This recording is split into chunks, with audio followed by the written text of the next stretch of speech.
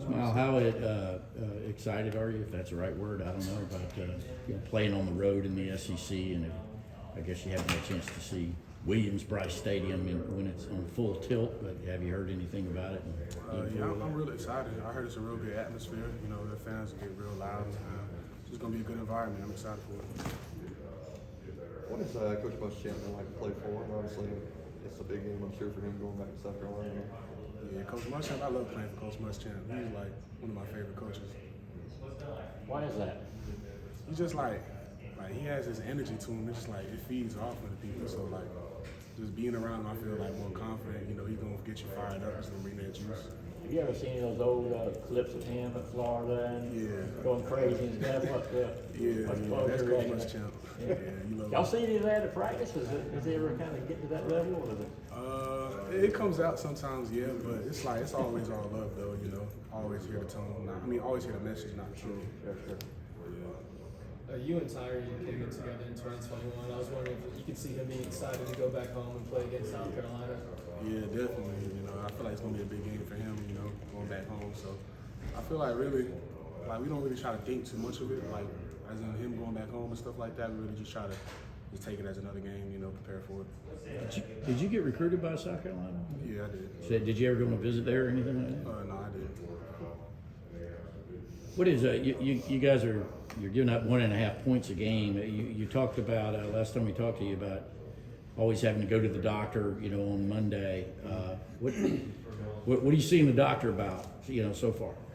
It wasn't a perfect game, you know that. So it's always just things you can clean up. You know, you're never gonna play a perfect game, but as long as you strive to be perfect, I feel like you're always gonna get better week in and week out.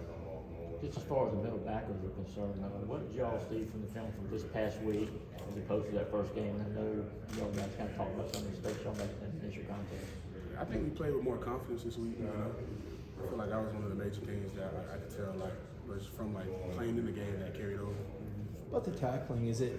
I know that you guys do thud out there, and you have some scrimmages, but did you feel like you picked up on the tackling in terms of just securing more guys? I seen you hit a lot of guys in game one. Looks like this time you took them all the way down the turf every time.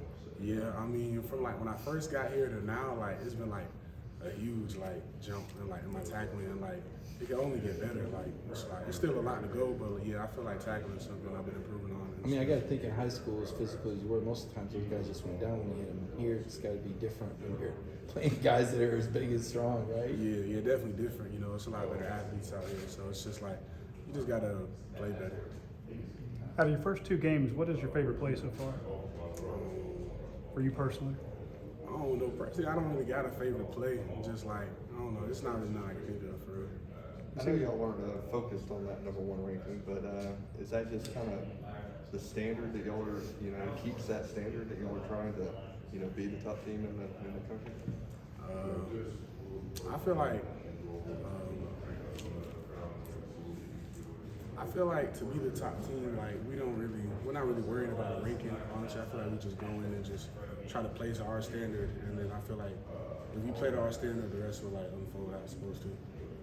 90% of South Carolina's yards came through the air. Do you anticipate having your running shoes on and being moving it in coverage a lot against these guys this weekend? Is that what you expect under Spencer Rattler and South Carolina offense? Yeah, Spencer Rattler, he's a great quarterback. They throw the ball well, but they also run the ball well too. So we're just gonna have to be ready for whatever they bring for us. What are the challenges of facing a guy like Rattler? He can extend plays. He's obviously got a big arm. But just what are the challenges facing him? What have y'all seen from him? It's just he presents a lot of problems. He's a super talented guy. Got a strong arm. So it's just things like that. We got to be able to take. But Bo Nix was another guy that could extend plays, those kind of things. Just facing him so recently help with preparing for Spencer Rattler, or does it not really matter that much? Yeah, I feel like I would say it helps. Just being able to see what we've seen from Bo Nix, and then when you have another quarterback that can extend plays, try to carry some stuff over.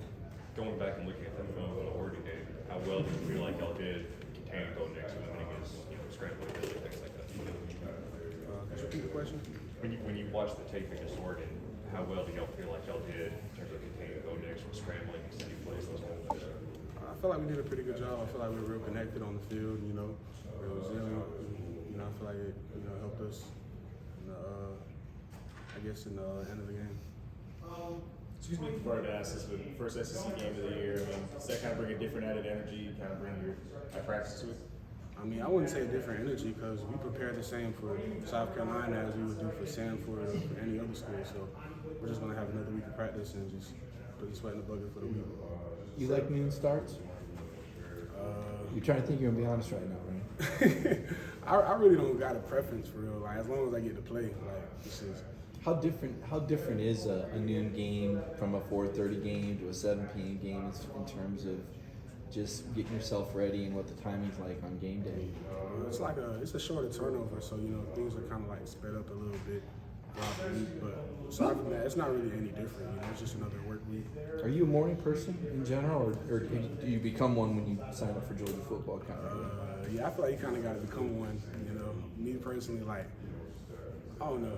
I never really I like sleeping in, but it's work, it's business. So you got to do what you got to do. Center said they call Tate Chuck. Do you call him Chuck? And do you have nicknames for guys in your units? Nah, I never heard Chuck. They might do it, but I never heard anybody call him Chuck. You have nicknames in the linebacking corps or anything? There's Pop, and then Sawyer goes by Sawyer. Other than that, I wouldn't really say nicknames. Not too much. We got Ryan. Ryan got a nickname, Trump. Yeah. What, if you've gotten a look at South Carolina at all, what stood out about their offense you guys are going to go up against? There's a few things that stood out, but really just, I guess Spencer Rattler, he does a good job moving the ball around, pushing it downfield, extending plays. Tell me about Nobody Cares. I see it on the shirts, and it seems like the team kind of gets behind that saying. Nobody cares. It's just a thing, like a motto we kind of picked up, throughout the summer workouts. Just, nobody really cares about waking up early, anything like that. You just got to work, Do you like you guys always seem to have some kind of phrase, whether it's you're a leader or not, or, attack the day. Do you like having stuff like that can kind of rally the team? Yeah, me personally, yeah, because a lot of times the thing gets hard, I'll just tell one of those mottos to myself, and then I'll just keep pushing it. So stuff like that, it helps you, when time gets tough. Do you have a favorite one? My favorite one, it's one Coach Schumann says a lot. He gave us a dog tag with it. It takes what it takes. So if it's ever a hot day, I'll just say to myself, it takes what it takes. So it's just small talk. So. You follow a lot of the Georgia backers that are in the NFL, and did you see the hit that Tate Crowder put on Derrick Henry yesterday? Yeah, I seen that. Yeah, it was a good play. Yeah, I follow him a lot. N'Kobe, Quade, Shannon, and then some of the older guys that were here before I got here, like Tay, Roquan, those guys like that. Do you think that kind of, not that you need any more validation for your coaches, but knowing that those guys were walking in your same shoes in the same building, being coached by the same guys, does that make it a lot easier to buy in? Does it make it a lot easier to buy in? It's pretty easy to buy in general, though, just because I trusted Coach Schumann, I trust his coach, and that's why I came here. But just showing those guys, it definitely does. What is the challenge going to be like on Saturday? I always talk about South Carolina being a really loud road environment. The challenge is for a defense as far as communicating when you're going up against a really loud environment. Well, usually when you're playing away, it's they're going to be quiet for their offense. So I guess we're going to be able to hear and communicate. It's not going to be as loud as it would be as a home game for us on defense. So that's not necessarily a challenge. I feel like the defense has to face more so than the offense. Is Grandma still in Ivory Coast? Yeah, she's here. Does she know anything about? You're on a national championship, #1 team in the country. Does she follow all of it, or is it totally? I think she just knows I'm doing good. I don't really know if she knows too much about #1 or national champions. But, yeah, she knows I've been doing good, making the practice. Is that crazy? Or nice to have somebody that it doesn't really matter, and they're gonna love you whether you're the starting linebacker at Georgia or not? Yeah, but I got a big family, so they all support me. I know they're all gonna love me, whether I'm doing good or whether I'm starting or not. So I always got that support system to follow on.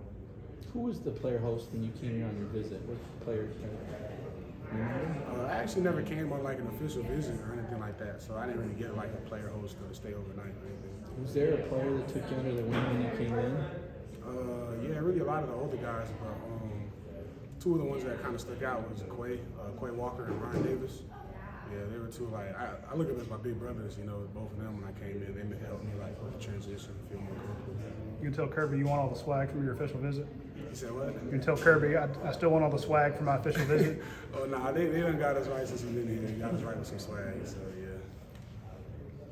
What are the challenges like of facing a guy that can move like Spencer Rattler, and having played Bo Nix in that first week, does that help at all that you've already faced one mobile guy?